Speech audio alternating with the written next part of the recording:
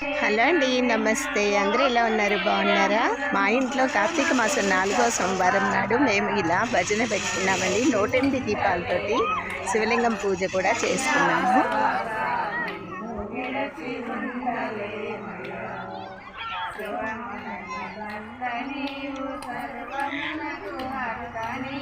కొబ్బరికాయ కొట్టి హారతి కూడా ఇచ్చుకున్నామండి. అందరూ కూడా మా ఇంటి దగ్గర వాళ్ళు, మా బంధువులు కూడా వచ్చారు. మా చెల్లెలు వాళ్ళు, వాళ్ళ తోడుకోడలు, కోడలు, మా చెల్లెలు బావగారు వీళ్ళందరూ వచ్చి కూడా చక్కగా 108 దీపాలు వెలిగించుకొని కన్నుల పండుగగా ఉండండి. వాళ్ళు భజన కూడా చేశారు.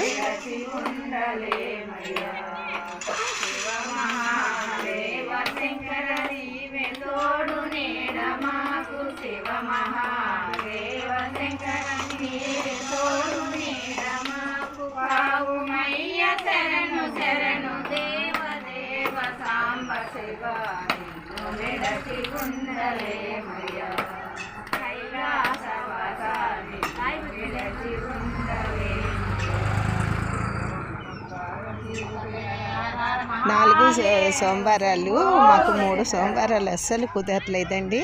అందుకని 4వ సోమవారం నాడు ఇట్లా 108 దీపాలతోటి శివలింగం వేసి కృష్ణుడిని, శివుడిని, తులసి దేవిని కూర్చోబెట్టి అక్కడ అలంకారం చేసుకొని దీపాలన్నీ కూడా వెలిగించుకున్నామండి. కొబ్బరికాయ కొట్టి హారతి కూడా ఇచ్చాను. అష్టోత్తర శతనామావళి పూజ చేసుకున్నామండి. దీపాలు వెలిగించుకుంటున్నాం ఒక్కొక్కళ్ళు.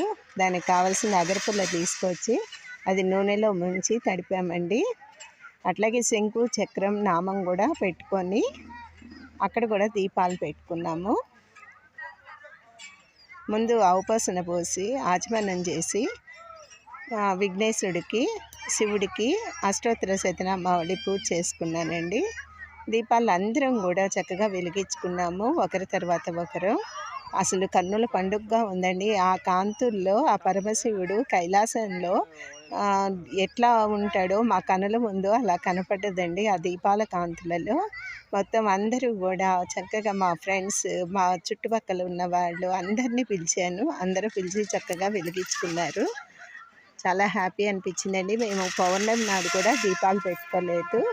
నేను ప్రతి సంవత్సరం కూడా ఇలాగే పెట్టుకుంటానండి.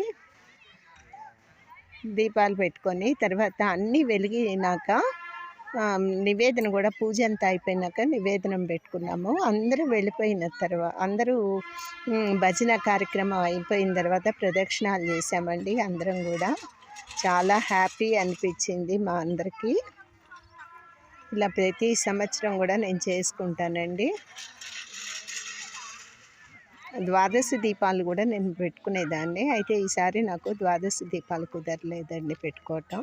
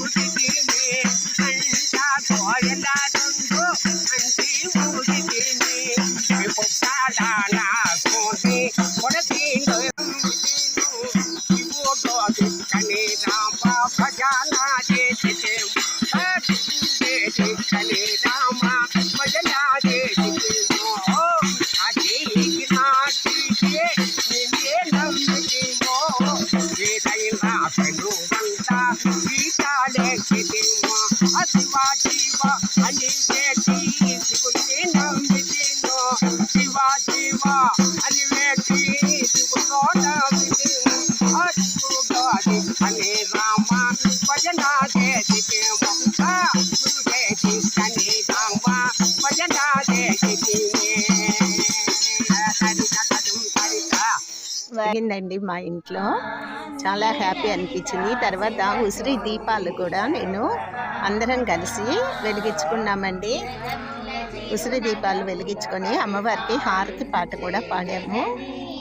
చాలా హ్యాపీ అనిపించిందండి. వాళ్ళందరికీ భోజనాలు, పసుపు కుంకుమ, తాంబూలం, జాకెట్ బుక్క ఇవి నేను ఇచ్చుకున్నాను ముత్తైదులకి. మా ఇంట్లో వాళ్ళందరూ కూడా భోజనాలు చేసి వాళ్ళు బయలుదేరి విజయవాడ వెళ్ళిపోయారండి. ఉంటాను.